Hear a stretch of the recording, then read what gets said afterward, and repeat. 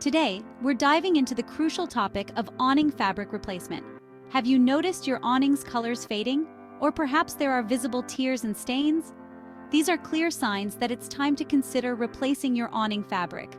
Mold growth and weather-induced damage can also significantly deteriorate the fabric, affecting its appearance and functionality. Now, let's talk about preventative maintenance to ensure the longevity of your awning fabric.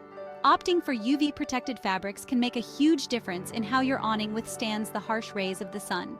Regular cleaning and prompt repairs to any small damages can also extend the life of your awning significantly. Remember, a little care goes a long way. Weather plays a major role in the health of awning fabrics.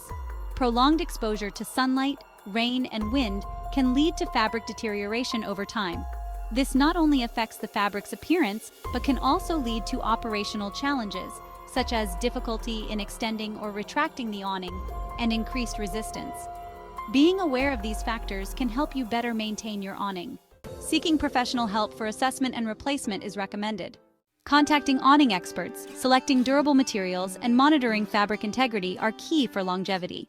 Prioritizing maintenance and selecting suitable fabrics can help prevent future issues and ensure the awning's functionality and lifespan.